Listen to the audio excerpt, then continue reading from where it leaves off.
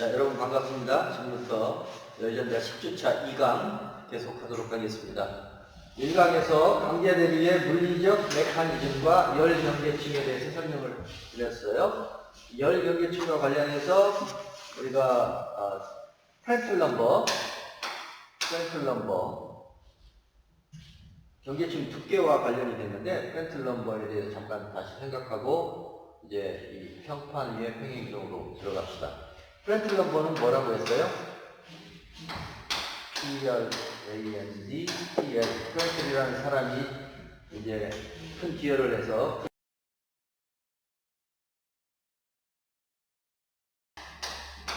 알파분의 누로 정의됩니다. 알파분의 누.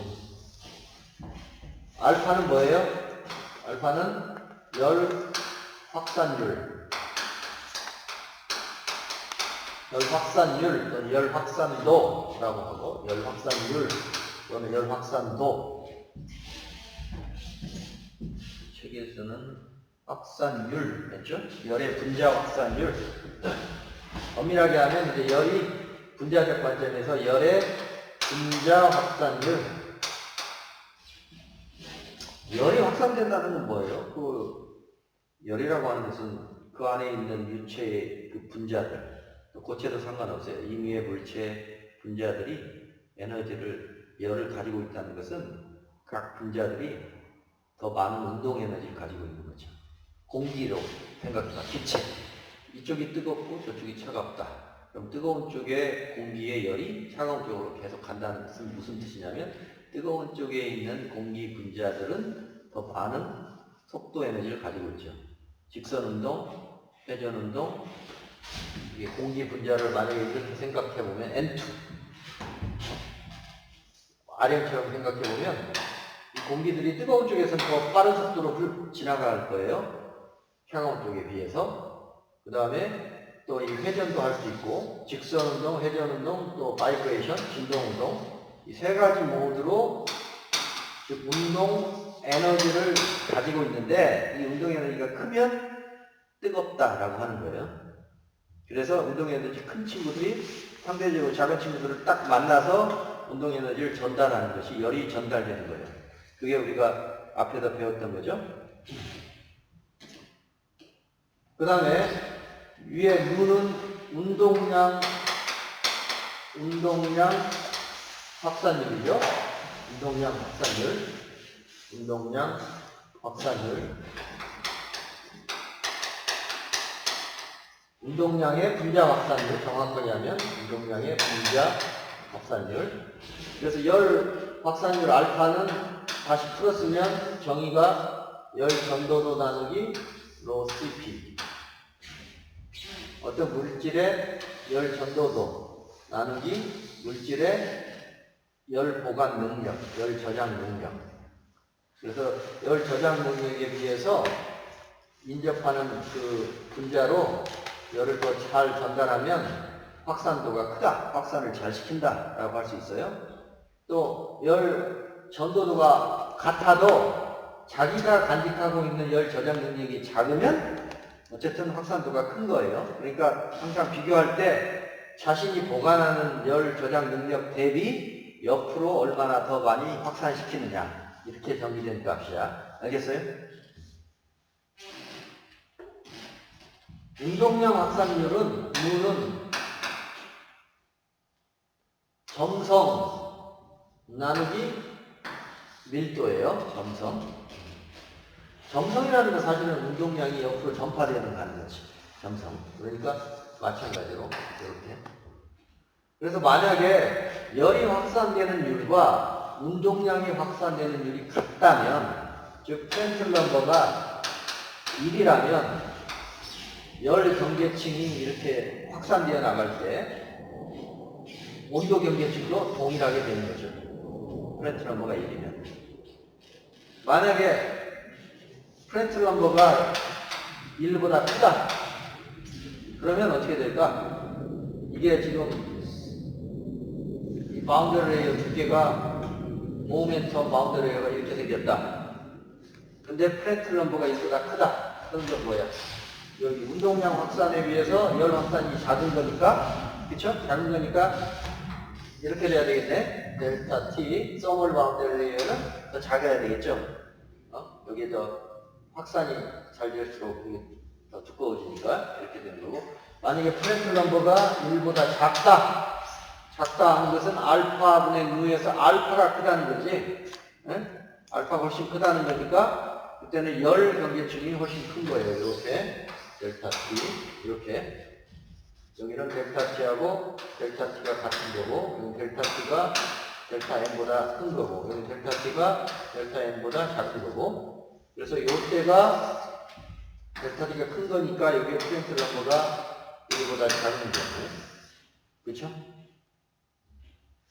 요거고. 그래서 우리 교과서에 보면 프렌틀 넘버, 흔히 사용하는 유체의 프렌틀 넘버 수, 거기 나와 있어. 276페이지. 흔히 사용하는 유체의 전형적인 프렌틀 수의 범위표 표 6-1을 한번 보세요.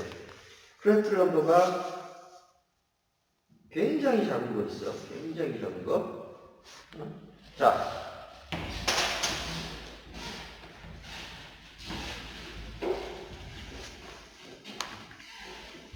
보통 공기나 물 같은 경우는 프렌틀 넘버가 1근방이라고 보시면 되는데, 온도에 따라 달라요. 근데 이제 상온상하 조건에서 공기와 물의 프렌틀 넘버는 대략 공기는 0.7, 물은 7.0쯤 돼요. 온도에 따라 많이 바뀌기 때문에 이게 5.0, 6.0, 7.0, 8.0 많이 범위가 왔다 갔다 하긴 하지만 대략 우리가 기억할 수준은 공기 0.7, 물 7.0. 그러니까 프렌틀 넘버가 대략 1근방이다. 너프하게 얘기해서. 그런데 프렌틀 넘버가 아주 크다. 프렌틀 넘버가 작다고 할까? 굉장히 작다. 1보다 작다. 또 프렌틀 넘버가 1보다 굉장히 크다. 프렌틀 넘버가 1보다 굉장히 작다는 것은 어떤 뭐예요? 누에 비해서 알파가 크다는 거지. 점성에 비해서 열 확산도가 크다. 주로 금속 유체, 리퀴드 메탈. 리퀴드 메탈 같은 경우는 리퀴드 메탈. 금속이니까 K 값이 크잖아요. 알파 값 크잖아요. 알파가 굉장히 크니까 1보다 작겠지? 그 다음에 점성은 큰데 열 확산율은 작은 거. 기름 오일 종류. 오일 같은 것은 이제 여기에 해당하지. 오일은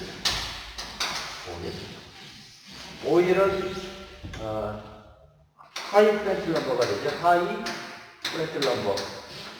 오일 같은 거. 열 전도도는 잘 안 되고, 열 확산은 작고, 점성은 큰 거. 그 다음에 반대로 열 확산은 굉장히 크고, 점성은 별로인 거. 리퀴드 메탈. 로우 프렌틀 넘버 머티리얼. 로우 프렌틀 넘버 플루이드. 하이 프렌틀 넘버 플루이드. 그 다음에 보통 미디엄 프렌틀 넘버 플루이드가 나머지 대부분이라고 보시면 돼요. 그래서 표 6-1을 보세요. 리퀴드 메탈의 프렌틀 넘버 수가 어느 정도 되지? 0.004에서 0.03 1000분의 4부터 100분의 3까지 굉장히 작죠. 로우 프렌틀 넘버지. 그 다음에 가스 같은 경우는 0.129에서 1.0 이게 공기가 0.7이라고 했어요. 그러니까 가스 종류는 다 공기랑 비슷하다. 0.7근방, 0.1에서 1.0 사이다. 그 다음에 액체 같은 경우는 보통 이제 1에서부터 한 10, 100 이렇게 되는데, 물은 1.19에서 13.7. 그러니까 표준값이 보통 7.0이라고 보면 돼요. 에어는 0.7, 워터는 7.0. 온도에 따라서 꽤 많이 바뀌니까 이렇게 범위로 설정하고 있지. 그 다음에 라이트 오게닉 플루이드, 가벼운 유기 유체 5에서 50. 그 다음에 오일 같은 경우는 이제 크지. 오일 그리셀의 이런 기름 종류는 점성 끈적끈적 하잖아요. 점성이 크고. 열 전도는 오히려 안 좋아요. 물보다도 안 좋아. 그러니까 당연히 하이 프렌틀 넘버야. 아시겠죠? 그래서 이걸 보시고 이게 경계층 두께와 관련이 되겠구나. 그래서 경계층이 알파분의 누니까, 그죠? 알파분의 누니까 어떻게 돼요? 열 경계층은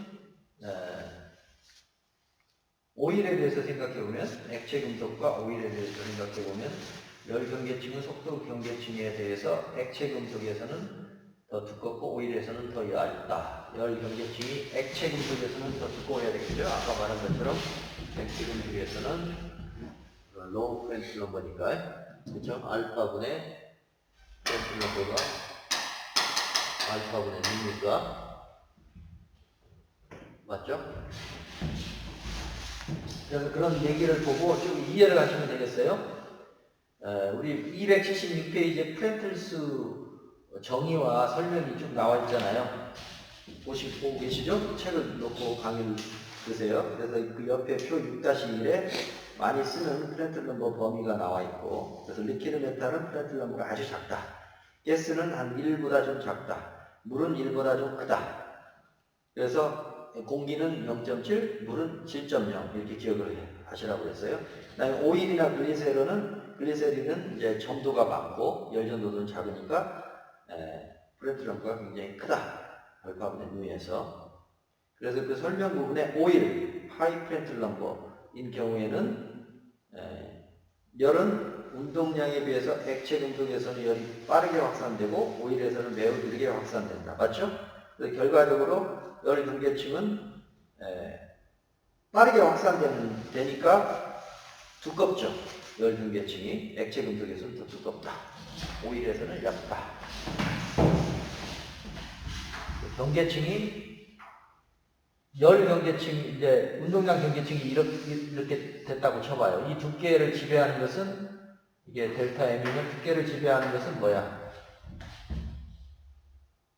점도지, 점도. 점도가 크면 그 확산이 잘 되는 거예요. 두께가 쫙 커지는 거야. 그 다음에 요 두께를 또 지배하는 것, 델티, 서멀 바운더리 두께를 지배하는 것은 알파죠, 알파. 근데 이제 단순 알파가 아니고 요 B로 따져봐야 된다는 거야. 그래서 프렌틀 넘버가 알파가 누보다 크면 이렇게 되는 거고, 그렇죠? 요 기준으로 잡았을 때, 이게 1보다 크면 요게 알파분의 누잖아. 그러니까 알파분의 누가 작으면 1보다 작으면 알파가 큰 거니까 그럼 여기 크죠. 이렇게. 그걸 잘 기억을 하세요. 자, 그러면 이제 본격적으로 평판 위의 유동에서의 너셀 넘버식이 어떤 형태로 주어지는지 이제 찾아보고 그걸 가지고 문제를 풀어보도록 합시다.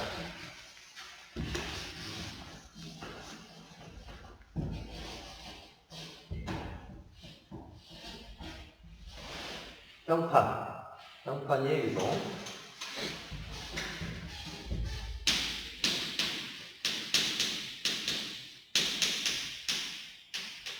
평판 위의 유동, 평판상의 평행 유동. 가장 쉬운 형태. 어떻게 한다고 그랬어요? 충류일 때와 날릴 때 식이 다르다.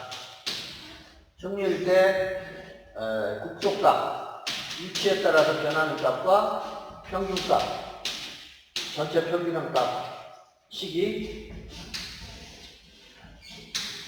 다른 형태가, 형태는 같고 값이 좀 다르겠지만 이렇게 구조적으로 이해를 하세요. 평판상의 평행이동, 충류일 때와 날릴 때, 국속값, 즉 평판이 있는데 여기서부터 x라고 잡았을 때 이 평판의 전체 길이는 x는 l, 전체 길이는 l이고 입구에서부터 길이를 x라고 잡았어요.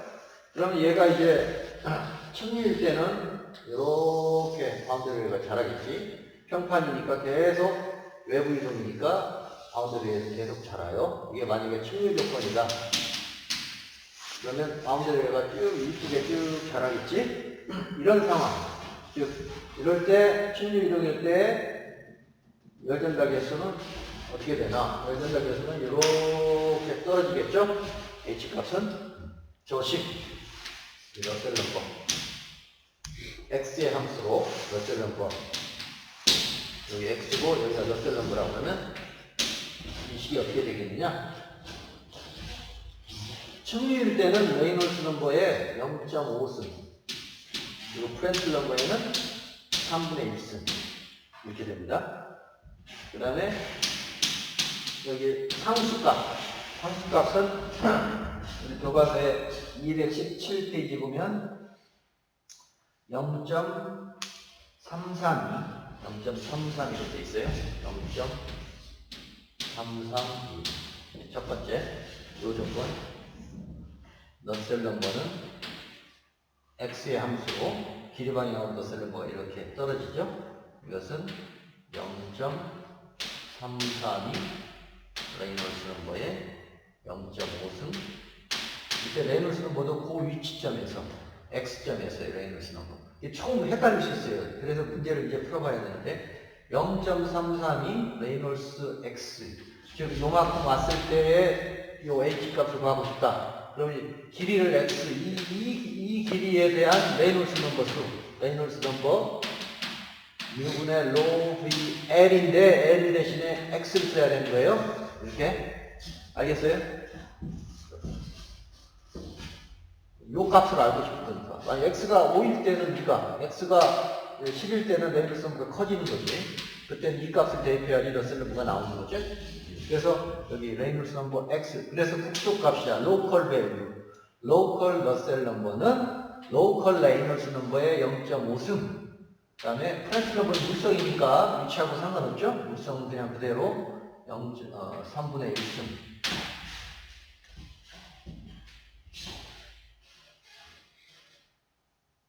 물론 이것도 레이놀스 넘버가 프렌틀 넘버가 로우 프렌틀 넘버냐 보통 프렌틀 넘버냐 하이 프렌틀 넘버냐에 따라서 저 식의 값이 좀 달라질 수 있어요. 그래서 보통 우리 하이나 로우 빼고 그냥 미디엄 프렌틀 넘버 미디엄 중간 정도의 공기나 물 웬만한 유체들 포함하는 아주 극단적인 거 말고 아주 로우나 하이 말고 미디엄 프렌틀 넘버에 대해서 적용하자 이렇게 생각하면 되겠어요.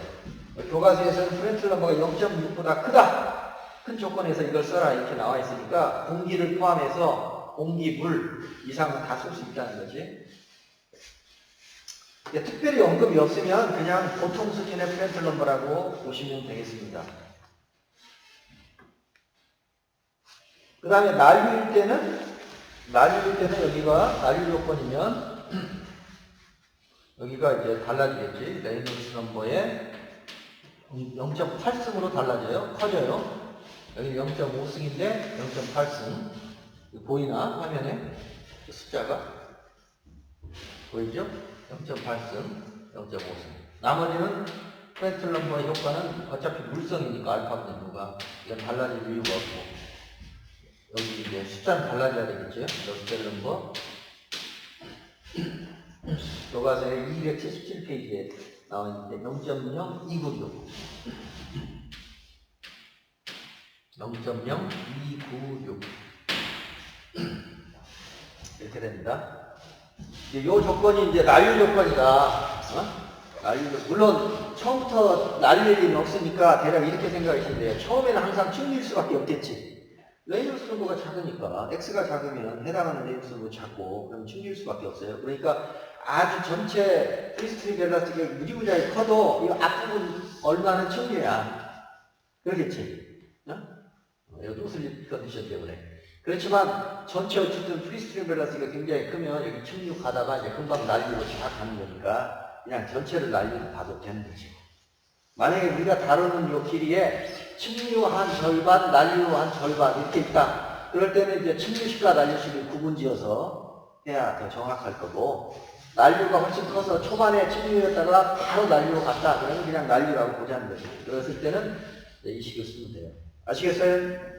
그 다음에 평균값 아까 측류했을 때 로컬 값이 이렇게 되는데 이 길이 L까지 이 러셀 넘버를 다 평균 내면 어떤 값이 되겠지? 이런 평균 값이 나오겠지? 러셀 넘버 평균 값 L 이 L 전체에 대해서 다 평균 낸 거. 그게 여기에요. 평균 값. 그랬을 때는 우리가 러셀 넘버 뭐 구별하기 위해서 L로 씁시다. L 전체에 평균 낸 거. 이것은 레이스 넘버 L. 이 L은 요 L 이 평판 전체 길이에 해당하는 레이스 넘버가. 뭐 계산해야겠지? 이걸 계산해서 0.5승. 그 다음에 프렌치 넘버의 3분의 1. 그 다음에 평균 내면 이걸 결국 적분한다는 거죠. 이거 전체를 x가 0에서 대까지 적분하면 여기 0.5승이기 때문에 이게 나눠져가지고 적분해보면 그냥 나와요. 여기에 숫자만 2배가 돼요. 0.664로 나와요. 0.664 적분하는 거니까 이렇게 나오고 있습니다. 교과서에 6-15번씩이죠, 저게. 그냥 날로 했을 때는 0.037. 0.037이래. 날로 했을 때는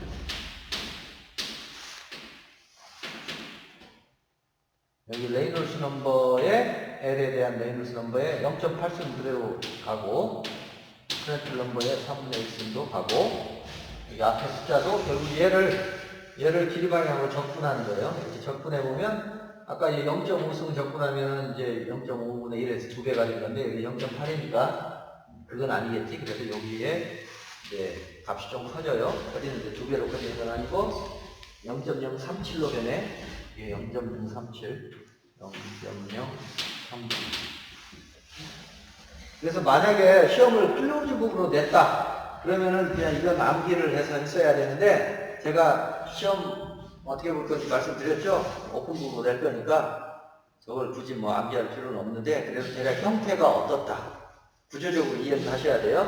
승리했을 때는 0.5승. 프렌치 넘버는 다 3분의 1승이고, 레이놀스 넘버는 충리일 때 0.5승, 날릴 때 0.8승. 이렇게 기억하면 되고, 국도값에 2배가, 충리일 때는 2배가 평균값이고, 여기서는 몇 배인가 한번 해봐요. 0.8분의 1인가? 하여튼, 여기 적분하는 과정에서 나오는 거니까, 0.037 나누기 0.029 해봐. 그러면 0.8이 되나? 한번 지금 한번 계산해봐. 0.029 나누기 0.037 해봐요. 그럼 이게 0.8이 나오나 봅시다. 한번 앞에 줄이고 한번 계산해봐. 0.029 나누기 0.037. 0.8이 나오나? 8, 3, 24, 8, 7. 비슷하게 나올 것 같은데?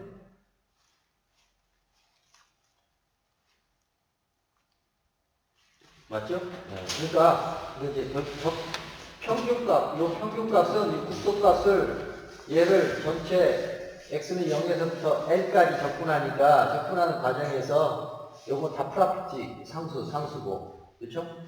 얘만 지금 적분하는 대상이 될 텐데 0.5승이 적분되면서 0.5분의 1에서 2배가 된 거고, 여기는 적분되면서 0.8분의 1에서 0.037이 되었다.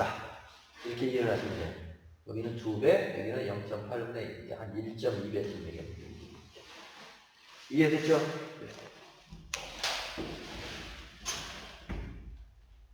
자, 그러면 설명을 드렸고,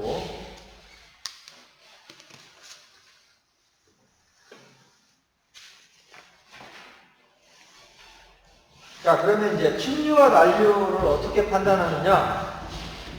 어떻게 판단하죠? 어떻게 판단해요? 침류나 난류. 유체역학에서 배웠지? 여기 지금 프리스틸 벨라스티로 들어오는 속도가 U 인피니티야.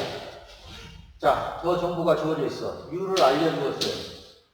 이걸로부터 어떻게 침류를 판단해? 레이놀스 넘버를 구해야 되겠지? 로컬 값으로 알고 싶다. 지금 이 값을 구한다. 그러면 레이놀스 넘버를 먼저 구해야 되겠어. 그래서 충류인지 난류인지 이걸 쓸지 이걸 쓸지를 판단해야 돼. 그래서 로컬 값 구할 때는 레이놀스 넘버, 로컬 레이놀스 넘버를 계산해봐요. 주어진 정보로부터. 그럼 어떻게 하면 돼? 뮤분의 log v x 이렇게. 그래서 우리가 구하고자 하는 x가 만약에 요 지점이다. 여기가 뭐 10m다. 그러면 여기 10m를 넣고 속도 넣고 또 유체 공기라는 공기에 로를 넣고 점도를 넣고 이렇게 해서 이게 얼마보다 작으면 침이죠. 평판위에서는 레이놀스 넘버가 얼마보다 작으면 충류? 평판에서. 유체크 시간에 이거 배웠는데, 기억을 해야 되는데, 50만이에요, 50만. 50만보다 작으면 5 곱하기 10의 50보다 작으면 충류. 50만보다 크면 난류.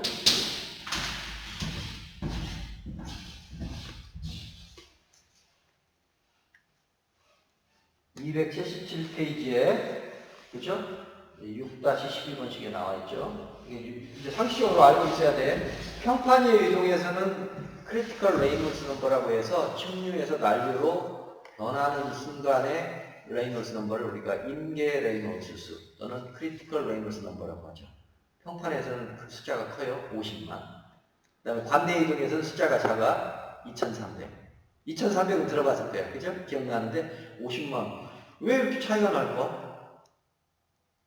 뭐 본질적으로 생각하면 충류에서 난류로 바뀌는데 그 기준이 다를 것 같지는 않은데, 그죠? 정의 때문에 그래요. 정의 때문에. 평판의 이동에서는 러셀 넘버가, 레이놀스 넘버가 뮤분의 로 V L이잖아. L 길이. 요 길이 L.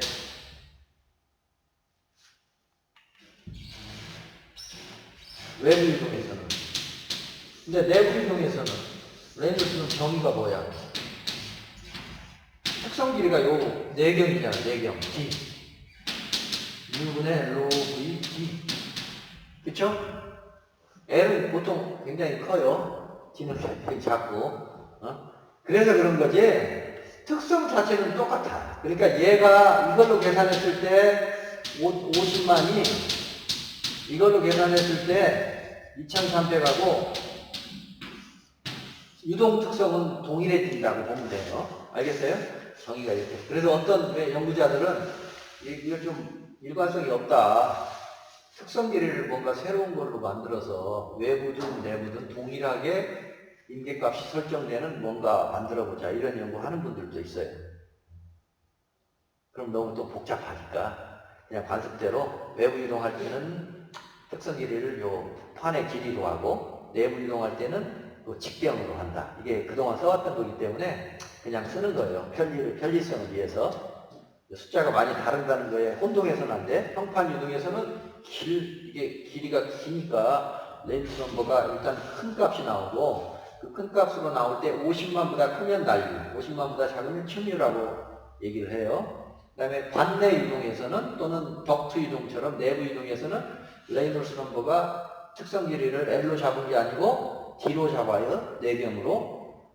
그래서 직경으로. 그래서 그게 2300보다 크면 난류, 작으면 충류 이렇게 됩니다. 아시겠죠? 자, 그러면 좀 쉬었다가 제 3강에서 이 식을 이용해서 이런 논리 현상을 열연나를 어떻게 해서 설명하고 또 문제를 풀 수 있는지에 대해서 검토를 하도록 하겠습니다. 잠시 쉬었다가 3강에서 뵙겠습니다.